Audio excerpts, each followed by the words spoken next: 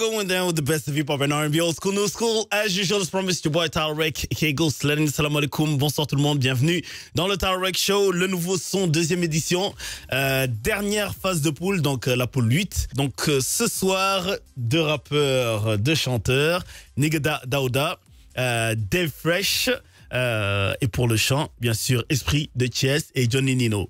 Donc les gars sont chauds, hein. On va dire bonsoir à nos chers membres du jury. Présenter. Salam alaikum, sama gars. Yeah, wa alaikum salam, mon frère. Donc content trop aussi di voilà, me dit aussi ci plateau Vibe Radio. Donc et puis voilà, am honneur aussi ngeen def ñu jury. Ouais, c'est pas facile parce que xam nga talent yi bari nañ fi. Pour les départager benen affaire là, mais c'est un plaisir, c'est un honneur pour nous aussi en tant que membre du jury. Maktar la vidéo bu bees. Dafa leer. Pour ñi xam ne xam ñu baat bi. Voilà. Jaajëf Mata. Et bien sûr pour le rap. You know what I'm saying? It's the NFU on the beat. Voilà boog. Bon, déjà comme ni ko grand bi waxee. Jaajëf. Di nuyu waa rajo bi yëpp di rafetlu aussi invitation bi di leen wax ni comme li wax rek exactement quoi. Du lu ndaw ñu jël la teg la pour nga xool ñi nga xamante ne peut-être sax ñoo la ëpp talent. pour nga mën a joxe sa xalaat laa ko mën a waxee du lu ndaw. est-ce que waaw kontaan nañ si daal pare pour ànd ak yéen ci affaire bi que le meilleur. am na solo. jaajëf. Mr. NFU on the beat, donc sans plus tarder bien sûr la première épreuve de la première catégorie rap. Mr. Nigga 60 secondes freestyle. Bon pareil. Ok dama pare nigga yow nang ma laajte fu ma jóge top la fa lay represent maa ngi door di dem wax ma lu ma na rete suba moom dina baax inshallah damay job sama tey yaa ma gën a know sama kanam mu ma ram du ma ñàkk fayda ramb naa leen rek yow dem amoon na lu ma bëgg mu ngi si sama xel sant naa sama papa jox na ma ndigal ma rap ay damay ñëw tege yow ay jàpp gars yi de ñoom duñ ma komp nigga fi ma toog doo toog ndaxte talu ñu blow dañoo bëgg liggéey yow di gontu di xëy tëj fi nii ay lami ñu béy bis dina ñëw ñu nde di ñu fay xanaa xamoo ne rap la ñuy dund every day nigga bu ñu yeewoo fajar balaa sa lëmu moom la ñuy sax njëkk a def nigga. Aïcha, Dave Fresh, première épreuve. Yeah, what's up, nigga? Yeah, 60 secondes freestyle, let's go. Yeah, Iblis la ñuy topp gëmatuñu yàlla xaalis la ñuy jaamu. Nit mu dëgër bopp balaa mu doon xam rek danga ko dóor peelu dëna ku la war a tere moo la jox nga dem ndax kaañ xanaa xamul lii dala nar a topp ba ci sa biir bàmmeel la nar a gaañ àdduna du dara su felal sa bopp doxe tànk ndongo daara àdduna bon ba nu pusal la gis-gisuma yaatu mais fi ñu nekk boy fu xaat la balaa nga koy xam da nga dee ba ñu sang la julee la su la wan la ginnaaw ñetti fan ñu fàtte la ji ngay soog a xamee ni fii lu baax rek a wóor lu bon jarul fataale Iblis dala tëggal nga fecci ndax lan da nga bëgg a tekki fàtte yàlla topp Iblis ba pare teg sa bët yi àjjana no delloo sa xel ci yàlla xam ne ki la jël si malaaka la ki nga topp boo ko bàyyilu ëllëg mu làkka la Nugget. Yes, sir. Un thème pour lui. Culture. Ok, bu ma demoon ba dem kaw du ma mës a fàtte sama town fa la jóge fa la màgge fa la yaru yaa ma gën a noo du ma yara diku damay dem represent sama town foofu la dundee sama culture teg lu bees nigga rek àndama lu may tiit yaa ma gën a noo nigga get xoolal sama town lay represent sama gars yi ñu ngi fi am nañ brand saa dugg nañ ci cant fat nga dégg tëgg gars yi ñoom bàyyi ñu ngi beeg Sénégal njaay duñu fàtte pañ ndaxte suñu yaay yàgg na dem marché rek teew fii loo fii gis rek doo ko mës a fàtte yenn karapiti sax fi nga koy gisee yàggul dara nigga ñun ñoo ngi ñëw rek yow wan la ne nigga que yow da nga plané suñu culture foo ñu fekk nigga ñoo ngi assuré lu bëri rek yow ba pare di teg di. Voilà Mata ñu am benn thème pour Dave Fresh. Bon drapeau. Le drapeau. Yeah nigga man dama fonk drapeau gaal seen ma nigga waxal ma Macky Sall ku gëmul sama pay mënoo ma neex ma nigga fi mooy gaal seen bu njëkk ay seetu la tubaab yi doon naxe suñu maam yi ba léegi sonn ñu bay taay parce que xam nañ ne xale yaa ngi màgg man yaa ngi naaj ci bu njëkk doonoo gis ñuy dox ci naaj bi mais léegi ñoom ngay gis ñuy ñàkk boy Snapchat selfie kon bul bañ ka ba léegi ñoo ngi seetu papa yaay mag rak nañu bañ loolu Afrique sow jant der bu ñuul bu gëm boppam du benn nasaraan bu ko mën nangu non dañ koy xeex ba léegi ni Lat Joor Joob ak Ngoone Latiir Joob ak Alburi Njaay gaynde bu demee bañ naan ko Muusa la mën dafa fekk dañ ko jaay suñu drapeau Galsen ci kaw ci kanam néegi Ligue, n'est-ce pas, LNS2, catégorie chant, sans plus tarder, Mr. Esprit, a cappella, 60 secondes. Aïe, tu me suis là. Won't power it, yes, they round by.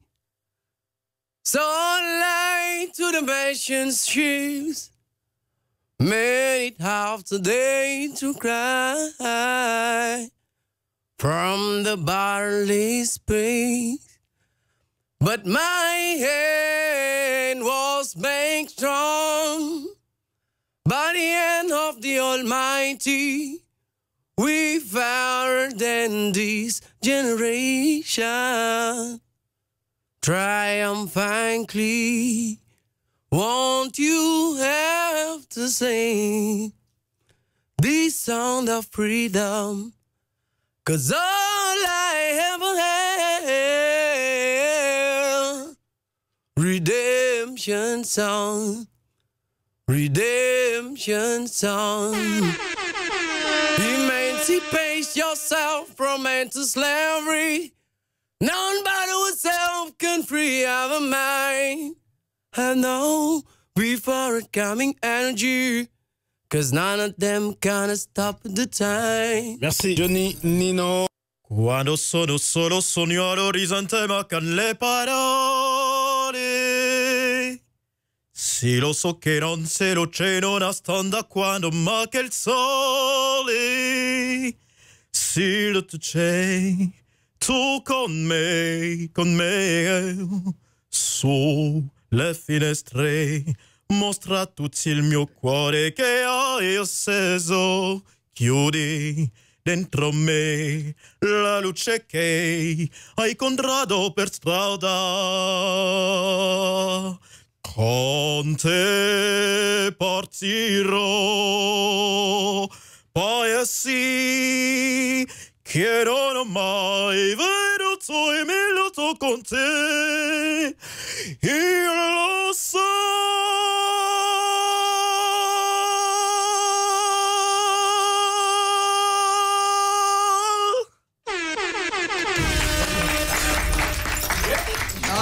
What was that? Esprit.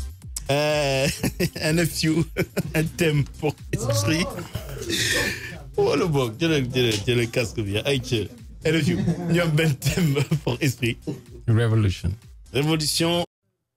Revolution, revolution, revolution for my country.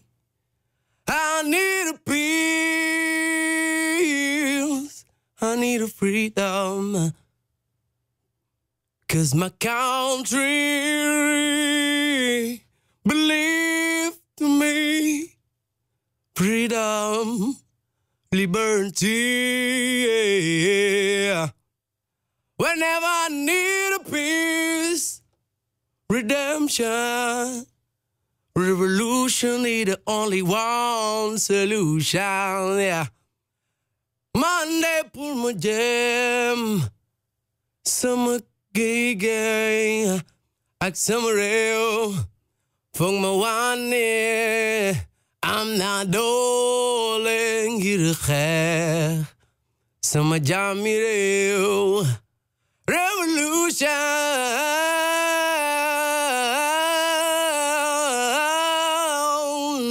for my country. Johnny Nino. Un thème, Mata. Un thème pour Johnny Nino. Espoir.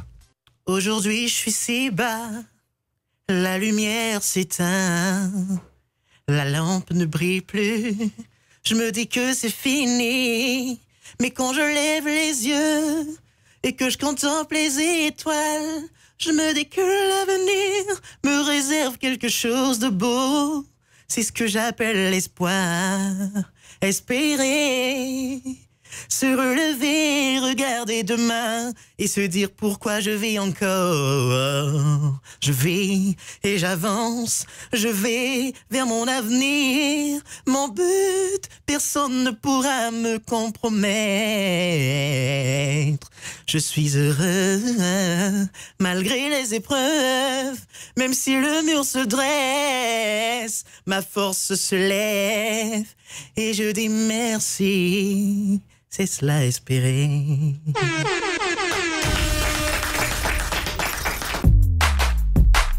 Voilà donc délibération de cette dernière phase de poule, la poule 8, pour le rap Nigada contre Dave Fresh de Dalifort. Donc le groupe Mavo, n'est-ce pas? Voilà, Sensei. Mr. NFU on the beat. Donc voilà, donc délibération. Bon, pour moi, Nigada, lépp mi ngi fi quoi technique flow mais li ko yàq rek moom mooy saaga bi te moom boo saagawee rek. Il a insulté donc. Voilà, Dave Fresh, présence vocale, contenu, texte yu am solo pour man quoi, félicitations man pour man moom voilà. C'est Dave Fresh qui l'emporte. Moom la quoi. Voilà, donc félicitations à Dave Fresh de Dalifort pour le rap. Et maintenant pour le chant. Longtemps discuté, donc on est avec le groupe Bidéo Boubès pour la délibération. Ça n'a pas été facile, mais voilà, donc une personne apprend et l'autre passe gagne. Donc voilà. Bon, xam nga comme sensation la ñuy demee dinaa ne bon bii pour bii catégorie donc Johnny Nino donc déjà am na lu rëy loo xamante ne ci musicalement yàlla may na ko maanaam dafay mën na jouer. Mën na jouer peut-être bii amul woon juste présence wala dafa xawoon xam naa track bi moo ko xawoon jàpp. Mais gëm naa ni peut-être bu ñu ko suivre on arrive à quelque chose ak moom. Parce qu'il est pétri de talent. Mais bii yoon beneen gaañ bi esprit moo ko gënoon posé. Maanaam da ngay gis ne par exemple waa ji Johnny Nino dina dugg ci ay paramètres. Prendre des risques. Ouais, il prend des risques mais esprit moom dafa posé. Est-ce que tu vois un peu? Alors que comme compétition là, sometimes dañuy dem sur suñu ay sensation. Mun na am ñu juum nag, mun na am ñu bañ a juum. Mais au moins sensation bi ma am mooy mu ne que moom Johnny Nino c'est quelqu'un à encourager. Parce que il est pétri de talent et puis li gën a jafe ci musicien am na ko mooy maanaam dafay jouer. Et surtout le clavier. Waaw le clavier gis naa ne moom moo joué sax beneen boy. Ah oui, il a joué pour voilà. Esprit. Donc loolu rek déjà am nañ si moom yaakaar. Moi je pense qu'il l'a remporté légèrement. Voilà. C'était vraiment juste. C'était vraiment juste. Comme on a dit, booy xool ci point yi mun naa wax point. Ouais, vas-y, oui, bien sûr. 76 ak 75. Ah oui, Voilà. c'est clair, c'est clair. Donc benn point de différence la woon quoi. Parce qu'Esprit a eu plus de naturel. Wow, il a laissé son naturel et plus de présence. Voilà. Moins de calcul aussi. Moins de calcul. Donc l'autre, comme on l'a dit, il est pétri de talent. On l'encourage. Mais sur ce coup-ci, c'est Esprit qui s'en sort légèrement. Mais nous, tous les deux, on les encourage. Voilà. Félicitations à Esprit. Voilà, donc voilà, c'est comme ça, hein, c'est la compétition. Johnny Nino, beaucoup de calculs, beaucoup de talent, hein, mais peut-être c'est le track aussi. Ouais, c'est le track. Voilà, donc c'est l'expérience qui l'emporte. Mr. Esprit qui va rencontrer Maman Black ce vendredi sur 2STV. Voilà, donc ça c'est pour le chant. Le nouveau son, deuxième édition. C'est bientôt fini, mais ça ne fait que commencer. 2STV, la télévision autrement, originalement vôtre. Donc voilà, à vendredi. Merci. Yes.